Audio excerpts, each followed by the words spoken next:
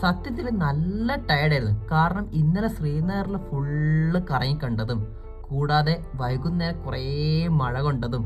ഒരു കൺസെപ്റ്റ് എങ്ങനെയാന്ന് വെച്ചാൽ നമ്മൾ എങ്ങനെയാണോ നമുക്ക് ബെഡ്ഷീറ്റും കാലും കിട്ടിയത് അതുപോലെ തന്നെ ഒതുക്കി മടക്കി വെക്കുക എന്നുള്ളതാണ് എൻ്റെ ഒരു കൺസെപ്റ്റ്. ഇപ്പോൾ സമയം 8:15 ഇന്നത്തെ ക്ലൈമറ്റ് എന്ന് വെച്ചാൽ ഇന്നും നല്ല മഴക്കാറാണ്. കിട്ടിയില്ല. ഏറ്റവും കോമഡി എന്താണെന്ന് വെച്ചാൽ ഈ ടാക്സിക്കാരന് എനിക്ക് ഹിന്ദി അറിയാന്ന് അയാൾക്ക് അറിയില്ല. അങ്ങനെ ശ്രീനഗറിൽ നിന്ന് ഗുൽമർഗിലേക്ക് അത്യാവശ്യം 50 കിലോമീറ്ററിന് മേലെ ദൂരമുണ്ട്. അപ്പൊ പുള്ളിക്കാരൻ പറഞ്ഞ് ഇങ്ങനെയൊന്നല്ല, നിങ്ങൾ ഗുൽമർഗിലേക്ക് എത്തും തോറും അവിടെയൊക്കെ ഫുള്ള് മഞ്ഞാണ്. നമ്മുടെ ടാക്സിക്കാരനെ ഉമർക്ക ആ ദൂരെ കാണുന്ന മലനിരകളാണ് പീർപ്പാഞ്ചൽ എന്ന് പറഞ്ഞപ്പോൾ ശരിക്കും വല്ലാത്തൊരു എക്സൈറ്റ്മെന്റും കാര്യങ്ങളൊക്കെ ഉണ്ടായിട്ടോ. കാരണം ജീവിതത്തിൽ ഒരിക്കൽ പോലും ഞാൻ വിചാരിച്ചല്ല ഈ ഏരിയ ഒക്കെ പുസ്തകത്തിലും അല്ലെങ്കിൽ യൂട്യൂബിലും ഗൂഗിളിലൊക്കെ കാണുന്നല്ലാതെ നേരിട്ട് കാണാൻ പറ്റുന്നുള്ളത്. ഇവിടെ നിങ്ങൾ മഴ ചെറുതായി പെയ്യുകയാണെങ്കിൽ നിങ്ങൾക്ക് ഗുൽമർഗ് ഏരിയയിൽ നല്ല രീതിക്ക് സ്നോഫോൾ കിട്ടും. അതായത് ഡിസംബർ, ജനുവരി, ഫെബ്രുവരി മാസത്തൊക്കെ വരികയാണെങ്കിൽ റോഡിൽ മുഴുവൻ മഞ്ഞായിരിക്കും. എന്താണ് സംഭവം ചോദിച്ചറിയും മുന്നേ ആയിട്ട് ഞങ്ങൾക്ക് മനസ്സിലായി ഹലോ ഗൈസ്, കാശ്മീരിലേക്കുള്ള സോളോ ട്രിപ്പിന്റെ പുതിയൊരു എപ്പിസോഡിലേക്ക് എല്ലാവർക്കും സ്വാഗതം. ഇത് നമ്മുടെ 16ാമത്തെ എപ്പിസോഡാണ് കേട്ടോ. കഴിഞ്ഞ എപ്പിസോഡിൽ ഞാൻ താമസിച്ച വീടും പരിസരവും പിന്നെ എന്താണ് അവിടുത്തെ റേറ്റ്, കാര്യങ്ങൾ ക്ലീൻ ആണോ, അങ്ങനത്തെ കാര്യങ്ങളൊക്കെയാണ് പറഞ്ഞത്. ആ ഒരു എപ്പിസോഡിന്റെ അവസാന സമയത്ത് ഞാൻ പറഞ്ഞിട്ടുണ്ടായിരുന്നു നമ്മൾ ഇന്നത്തെ യാത്ര പോകുന്നത് ഗുൽമാർഗിലേക്കാണ്. ഇത്രയും നിങ്ങൾ കണ്ട എപ്പിസോഡ് പോലെയല്ല കേട്ടോ ഈ എപ്പിസോഡ്. ഇത്രയും ദിവസം ഞാൻ ഒറ്റയ്ക്കായും യാത്ര ചെയ്തത്. അങ്ങനെ ഞാൻ ശ്രീനഗറിലെ ആ വീട്ടിലെത്തി റൂം എടുത്ത സമയം കഴിഞ്ഞ ദിവസം രാത്രി ഒരു 10 മണിയാകുമ്പോഴത്തേക്ക് 3 പയ്യന്മാർ, അതായത് 3 ഫുട്ബോൾ പ്ലേയേഴ്സ് തന്നെ പറയാം കേട്ടോ, അവർ 3 ആൾക്കാരും ആ ഗസ്റ്റ് ഹൗസ് തന്നെ കറക്റ്റ് എത്തിയിട്ടുണ്ട്. അങ്ങനെ അവരുടെ കൂടെയാണ് ഞാൻ ഇന്ന് ഗുൽമാർഗിലേക്ക് പോകുന്നത്. ശരിക്കും ഒറ്റയ്ക്ക് യാത്ര തുടങ്ങിയപ്പോഴും എനിക്ക് ഉറപ്പുണ്ടായിരുന്നു വഴിയിൽ നിന്ന് ആരെങ്കിലുമൊക്കെ കിട്ടുന്നു. കാരണം ഞാനും അരുണേട്ടനും സ്ഥിതിയുള്ള യാത്ര ഞങ്ങൾ 2 ആൾക്കാരും തുടങ്ങിയതെങ്കിലും വഴിക്ക് വെച്ചിട്ട് അവിനാഷിനെയും ദത്തിനെയും കിട്ടിയ പോലെ തന്നെ ഈ യാത്രയിൽ നമ്മുടെ കൂടെ ഇവർ 3 പേരും ജോയിൻ ചെയ്യുന്നുണ്ട് കേട്ടോ. അവരുടെ വിശേഷം കാര്യങ്ങളിലേക്കെല്ലാം വരുന്നതിന് മുന്നേറ്റ് ഇന്ന് നമ്മളെ ഗുൽമാർഗിലേക്കാണ് നമുക്ക് പോകേണ്ടത്. അങ്ങനെ ഗുൽമാർഗിലേക്ക് പോകുന്നതായിട്ട് കഴിഞ്ഞ ദിവസം രാത്രി അല്ലെങ്കിൽ യാത്രയ്ക്ക് മുന്നേ ഞാൻ നോക്കി വെച്ചിരുന്നു ശ്രീനഗറിന് എത്ര കിലോമീറ്ററിന്റെ കാര്യങ്ങളുണ്ടെന്നൊക്കെ. അങ്ങനെയൊക്കെ ശ്രീനഗറിന് 50 കിലോമീറ്ററോളം ഉണ്ട് കേട്ടോ ഗുൽമാർഗിലേക്ക്. അറൗണ്ട് കണ്ടിന്യൂസ് ആയിട്ട് പോവുകയാണെങ്കിൽ 1 to 2 hours ആണ്. നമ്മൾ ഒറ്റയ്ക്ക് യാത്ര ചെയ്തുകൊണ്ട് തന്നെ ഷെയർ ടാക്സിയും ബസ്സൊക്കെ പിടിച്ചു പോകാനായിരുന്നു ഞാൻ തീരുമാനിച്ചത്. അങ്ങനെയൊക്കെ നമ്മളെ ചാച്ച പറഞ്ഞേ, അങ്ങനെ നീ പോവുകയാണെങ്കിൽ എന്തായാലും ഗുൽമാർഗിലേക്ക് എത്താനായിട്ടൊരു സമയമാവും, അതുപോലെ തന്നെ അവിടെ ചെലവഴിക്കേണ്ട സമയം കാര്യങ്ങളൊക്കെ കുറഞ്ഞു കിട്ടും. അതൊരു ഫോൾട്ടായി എനിക്ക് തോന്നി. അപ്പോൾ ചാച്ച പറഞ്ഞേ, അങ്ങനെയാണെങ്കിൽ നീ 3 പേരെ കൂടെ, അതായത് നിങ്ങൾ 4 ആൾക്കാരും ഒരു ടാക്സി വിളിച്ച് പോവുകയാണെങ്കിൽ പൈസയും കുറവായിരിക്കും. അതിൻ്റെ കൂടെ തന്നെ നിങ്ങൾക്ക് എത്രയും പെട്ടെന്ന് ഗുൽമാർഗിൽ എത്തി അവിടുത്തെ കാര്യങ്ങളൊക്കെ ചുറ്റിക്കണ്ട് പോരാത്തതിന് ഞാൻ ഗോണ്ടോള റൈഡും കൂടെ ബുക്ക് ചെയ്തിട്ടുണ്ട്.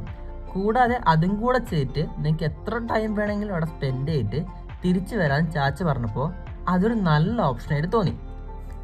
അങ്ങനെ ഈ കാര്യങ്ങളൊക്കെ ഞാൻ അവരോട് ഡിസ്കസ് ചെയ്തപ്പോൾ അവർക്കും ഓക്കെയാണ്. കാരണം 4 ആൾക്കാർ ടാക്സി വിളിച്ച് പോവുകയാണെങ്കിൽ ഒരാൾക്ക് അങ്ങോട്ടേക്ക് മാത്രം 150 രൂപയുടെ അടുത്താണ്. കൂടാതെ അങ്ങോട്ട് 150, ഇങ്ങോട്ട് 150, 300 രൂപയ്ക്ക് യാത്ര ചെയ്ത് കിട്ടും. ഈ ഷെയർ ടാക്സി വിളിച്ച് പോവുകയാണെങ്കിൽ 300 രൂപയുടെ മേലെ ആവുകയും കൂടാതെ കുറേ ടൈമും കൂടെ എടുക്കുമെന്ന് തോന്നിയപ്പോൾ എനിക്ക് തോന്നി ഈ ടാക്സി തന്നെയാണ് കുറെ കൂടെ ബെറ്റർ. അപ്പോൾ അധികം ലാഗാക്കുന്നില്ല, നമുക്ക് നേരെ യാത്രയിലേക്ക് കടക്കാം കേട്ടോ.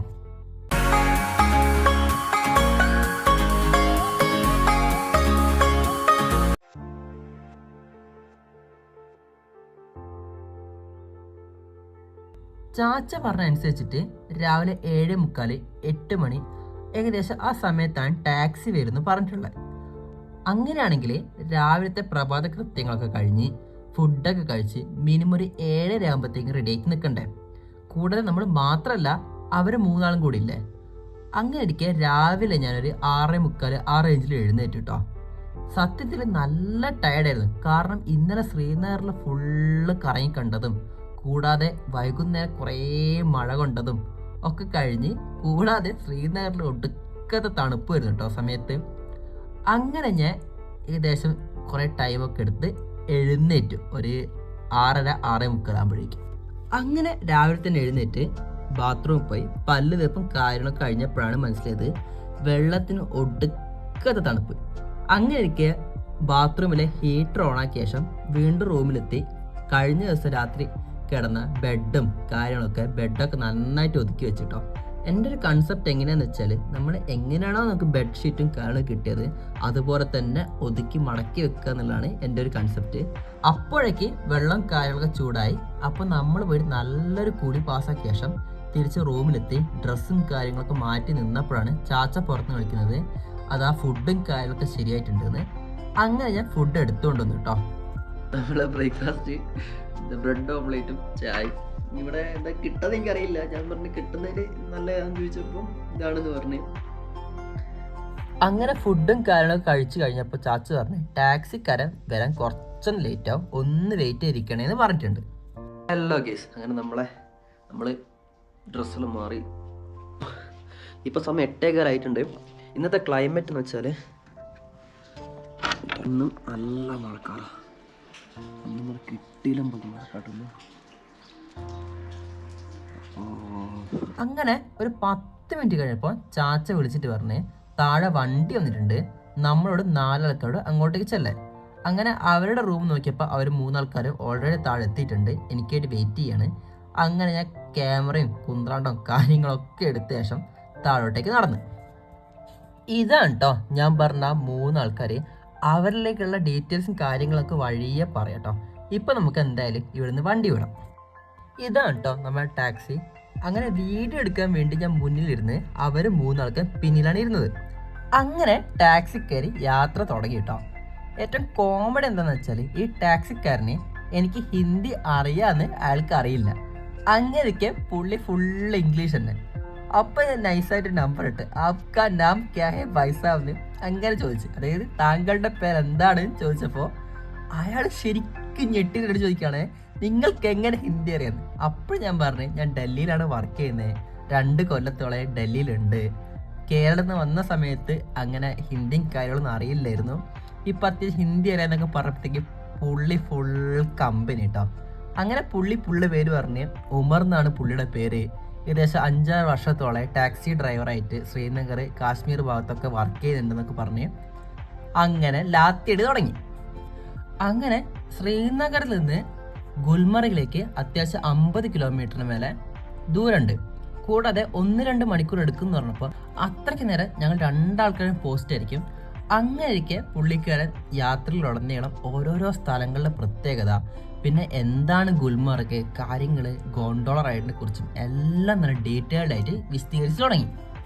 അങ്ങനെ ഇരിക്കുകയാണ് ദൂരെ മലയുടെ മുകളിൽ കംപ്ലീറ്റ് മഞ്ഞ് പോച്ചുകൊണ്ടുള്ള വ്യൂ ആദ്യമായിട്ട് കാണുന്നത്. അപ്പം പുള്ളിക്കാരൻ പറഞ്ഞ് ഇങ്ങനെയൊന്നല്ല, നിങ്ങൾ ഗുൽമാർഗിലേക്ക് എത്തും തോറും അവിടെയൊക്കെ ഫുള്ള് മഞ്ഞാണ്. അതായത് മഞ്ഞിൽ ബർഫ് എന്നാട്ടോ പറയാ, അവിടെ ഫുള്ളായിട്ട് ബർഫാണ്. കൂടാതെ ചെറിയ തോതിൽ മഴയും കൂടെ ഉണ്ടെങ്കിൽ നിങ്ങൾക്ക് നല്ല രീതിക്ക് അവിടെ സ്നോഫോളും കൂടെ കിട്ടുമെന്ന് പറഞ്ഞപ്പോൾ സത്യത്തിൽ ഗുൽമാർഗിലേക്ക് എത്രയും പെട്ടെന്ന് എത്തിയിട്ട് അതൊക്കെ കാണാനുള്ള കൗതുകം അത്രയും കൂടി കേട്ടോ. കാരണം എന്താന്ന് വെച്ചാൽ എൻ്റെ കുറേ ഫ്രണ്ട്സും കാര്യങ്ങളൊക്കെ യൂറോപ്പിലൊക്കെ ഉണ്ട്. അപ്പോൾ അവിടെയൊക്കെ സ്നോഫോളും കാര്യങ്ങളൊക്കെ ഉണ്ടാവുന്ന സമയത്ത് അവർ ഫോട്ടോസും വീഡിയോസൊക്കെ ഷെയർ ചെയ്യുന്ന സമയത്ത് ഞാനും വിചാരിക്കാറുണ്ട് എപ്പോഴാണ് ഇതുപോലത്തെ സ്നോഫോളൊക്കെ എനിക്ക് കിട്ടുക. സ്നോഫോളാണ് എനിക്കിപ്പോൾ കിട്ടാൻ പോകുന്നതെന്ന് അറിഞ്ഞപ്പോൾ ശരിക്കും പറഞ്ഞാൽ വലിയ തോതിൽ എക്സൈറ്റ്മെൻറ്റ് പീക്കായിട്ടോ. കൂടാതെ തോന്നിയ മറ്റൊരു കാര്യം എന്താണെന്ന് വെച്ചാൽ ശ്രീനഗറിലെ റോഡുകൾക്ക് ഒടുക്കത്തെ വൃത്തിയാണ് കേട്ടോ. രാവിലെ തന്നെ വരുന്ന സമയത്ത് കുറേ ആൾക്കാർ, അതായത് നമ്മുടെ നാട്ടിലും ക്ലീനിങ് കാര്യങ്ങൾ ഉണ്ടെങ്കിൽ പോലും അതിനേക്കാൾ കുറേ അഡ്വാൻസ് ആയിട്ട് ഇവിടെ കുറേ വേസ്റ്റ് ബോക്സുകളും പിന്നെ ഓരോരോ സെക്ഷൻ എത്തുമ്പോൾ 2-3 ക്ലീനിങ് സ്റ്റാഫുകളല്ല, അതിനേക്കാൾ കൂടുതൽ ക്ലീനിങ് സ്റ്റാഫുകൾ ഇവിടെ നിന്നിട്ട് ക്ലീൻ ചെയ്യുന്ന വ്യൂ അത് വേറെ തന്നെ ഭംഗിയായിരുന്നു കേട്ടോ. ബനിഹാലിൽ നിന്ന് ശ്രീനഗറിലേക്ക് വരുന്ന വഴിയിൽ കാശ്മീരിൻ്റെ ഗ്രാമം ഭംഗി കുറേ കണ്ടിട്ടുണ്ടെങ്കിലും ഈ റോഡ് വഴിയുള്ള ഗ്രാമഭംഗി ഇപ്പോഴാണ് കേട്ടോ കാണുന്നത്. കഴിഞ്ഞ വീഡിയോയിൽ പറഞ്ഞ പോലെ ഇവിടുത്തെ അധിക വീടുകളും കാര്യങ്ങളൊക്കെ ഉണ്ടാക്കിയിരിക്കുന്നത് നമ്മുടെ നാട്ടിൽ നിന്ന് വ്യത്യസ്തമായിട്ട് ഇഷ്ടിക കൊണ്ടും പിന്നെ കൂടുതൽ മരങ്ങൾ കൊണ്ടും കാര്യങ്ങളൊക്കെയാണ്. കൂടാതെ നിങ്ങൾ ശ്രദ്ധിച്ചിട്ടുണ്ടോ എന്നറിയില്ല, എല്ലാ വീടിൻ്റെയും മേൽക്കൂരകൾ ശരിക്കും നമ്മുടെ നാട്ടിലൊക്കെ പരന്ന പ്രതലാണെങ്കിൽ ഇവിടെയൊക്കെ കുത്തിനാണ്. കാരണം എന്താന്ന് വെച്ചാൽ മഞ്ഞൊക്കെ കൂടുതൽ പെയ്യുന്ന സമയത്ത് റൂഫിൻ്റെ മേലെ തങ്ങി നിൽക്കാതെ താഴോട്ടേക്ക് അടർന്നു വീഴാൻ വേണ്ടിയിട്ടാണ് ഇവിടുത്തെ വീടുകളിലെ എല്ലാ മേൽക്കൂരയും കുത്തനെ ആക്കിയിട്ടുള്ളത്. ഈ ഒരു കാര്യം കേട്ടാൽ ശരിക്കും നിങ്ങൾ ഞെട്ടുണ്ടോ? എല്ലാവരും ഞെട്ടുമെന്നറിയില്ല, പക്ഷെങ്കിൽ ശരിക്കും ഞാൻ ഞെട്ടി. കാരണം എന്താണെന്ന് വെച്ചാൽ പണ്ട് PSCക്ക് പ്രിപ്പയർ ചെയ്യുന്ന സമയത്താണ് പീർപ്പാഞ്ചൽ പർവ്വതനിരകൾ അല്ലെങ്കിൽ പീർപ്പാഞ്ചലിന് കുറേ വട്ടം കേട്ടിട്ടുള്ളത്. ശരിക്കും പറഞ്ഞാൽ ആ ദൂരെ കാണുന്ന മഞ്ഞ് പുതച്ച മലനിരകളാണ് കേട്ടോ പീർപ്പാഞ്ചൽ.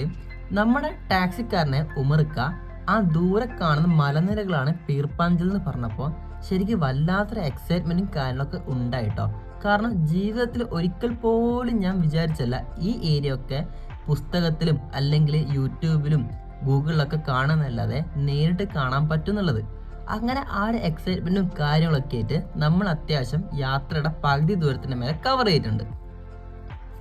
നമ്മുടെ ടാക്സി ഡ്രൈവറായ ഉമർക്ക് കാണാൻ കുറച്ച് കലിപ്പ് ലുക്കൊക്കെ ആണെങ്കിലും ആൾ നല്ല ഫ്രണ്ട്ലി ആണ് കേട്ടോ. അങ്ങനെ ഞാൻ ഉമർക്കനോട് ഗുൽമർഗിന്റെ കൂടുതൽ വിശേഷങ്ങളും കാര്യങ്ങളും ചോദിച്ചപ്പോൾ ഉമർക്ക് എന്നോട് ചിരിച്ചുകൊണ്ട് പറഞ്ഞ കാര്യമുണ്ട്. അതായത് നിങ്ങൾ കേരളത്തിൽ നിന്ന് ഇത്രയും ദൂരം ഗുൽമർഗ് കാണാനായിട്ടാണ് വന്നിട്ടുള്ളത്. അങ്ങനെ നമ്മൾ ഗുൽമർഗിലെത്താൻ അറൗണ്ട് 10 കിലോമീറ്ററിന് അടുത്തേ ഉള്ളൂ. നിങ്ങൾക്ക് അവിടെ എത്തിയ ശേഷം അവിടുത്തെ കാര്യങ്ങൾ കണ്ടാൽ പോരെന്ന് പറഞ്ഞപ്പോൾ സത്യത്തെ എനിക്കും തോന്നി അത് തന്നെയാണ് അത് ശരി. എന്തായാലും ദേവോളം കാത്താണ്, 6ഓളം കാക്കുന്നുണ്ട്, വലിയ ബുദ്ധിമുട്ടൊന്നുമില്ല. അങ്ങനെ നമ്മുടെ വണ്ടി മുന്നോട്ട് പോയിക്കൊണ്ടിരിക്കെ ചെറിയ തോലും മഴ പെയ്തിട്ടോ. അപ്പോൾ ഞാൻ പറഞ്ഞു ഈ നാശം പിടിച്ച മഴ വന്നല്ലോ എന്ന് പറഞ്ഞപ്പോൾ ഉമർക്കാണ് പറഞ്ഞത്, ശരിക്കും പറഞ്ഞാൽ ഇവിടെ നിങ്ങൾ മഴ ചെറുതായി പെയ്യുകയാണെങ്കിൽ നിങ്ങൾക്ക് ഗുൽമർഗ് ഏരിയയിൽ നല്ല രീതിക്ക് സ്നോഫോൾ കിട്ടും. എത്രത്തോളം മഴ നന്നായിട്ട് പെയ്യുന്നോ അത്രത്തോളം നമുക്ക് സ്നോഫോൾ കിട്ടും എന്ന് പറഞ്ഞപ്പോൾ ശരിക്കും പറഞ്ഞാൽ മഴ നന്നായിട്ട് പെയ്തിരുന്നെങ്കിൽ എന്ന് പിന്നെ ആശിച്ചു പോയിട്ടോ. അങ്ങനെ ഇരിക്കുകയാണ് വഴിയിൽ അത് കണ്ടത്. അതായത് മഞ്ഞ് ശരിക്കും പറഞ്ഞാൽ പഞ്ഞിക്കട്ട പോലെ റോഡിൻ്റെ ഇടത് ഭാഗത്തും വലത് ഭാഗത്തെല്ലാം കുറേ മഞ്ഞ്. അപ്പം ഉമർക്ക് പറഞ്ഞ് നിങ്ങൾ ഈ മാസമായിട്ടാണ് ഇവിടെ മഞ്ഞ് കാണുന്നത്. കുറച്ച് മുന്നോക്കെ വരികയാണെങ്കിൽ അതായത് ഡിസംബർ, ജനുവരി, ഫെബ്രുവരി മാസത്തൊക്കെ വരികയാണെങ്കിൽ റോഡിൽ മുഴുവൻ മഞ്ഞായിരിക്കും. ആ സമയത്ത് മുമ്പിൽ ചങ്ങല കെട്ടിയ ഒരു മെയിൻ ഗാഡി അതായത് മെയിൻ വണ്ടി പോവുകയും അതിൻ്റെ പിന്നിലാണ് സാധാരണ ടാക്സിയും കാര്യങ്ങളൊക്കെ പോവുക എന്നാണ് പറഞ്ഞിട്ടുള്ളത്. കൂടാതെ കൂടുതൽ മഞ്ഞ് കാര്യങ്ങളൊക്കെ പെയ്യുന്ന സമയത്തേക്ക് ഈ ഒരു ഭാഗത്തേക്ക് മറ്റൊരു വണ്ടിയും കാര്യങ്ങൾക്കൊന്നും പെർമിഷനും ഇല്ല. മറ്റുള്ള വണ്ടി വന്നാലും അവർക്ക് മുന്നോട്ട് പോകാൻ വളരെ ബുദ്ധിമുട്ടും കാര്യങ്ങളൊക്കെ ആയിരിക്കും. അങ്ങനെ ഞങ്ങൾ 4 ആൾക്കാരും യാത്രയും കാര്യങ്ങളൊക്കെ ആസ്വദിച്ചുകൊണ്ടിരിക്കുമ്പോൾ ഗുൽമാർഗിന് തൊട്ട് മുന്നേ ടാൻമാർഗ് എന്ന് പറഞ്ഞ ഏരിയയിലെത്തിയപ്പോൾ നമ്മുടെ ടാക്സി ചെറുതായിട്ടൊന്ന് സൈഡാക്കിട്ടോ. എന്താണ് സംഭവം ചോദിച്ചറിയും മുന്നേ ആയിട്ട് ഞങ്ങൾക്ക് മനസ്സിലായി സംഭവം. ആ കാര്യങ്ങളൊക്കെ നമുക്ക് അടുത്ത എപ്പിസോഡ് പറയാം. അപ്പം അടുത്ത എപ്പിസോഡ് കാണുന്നവരേക്കും ടാറ്റാ.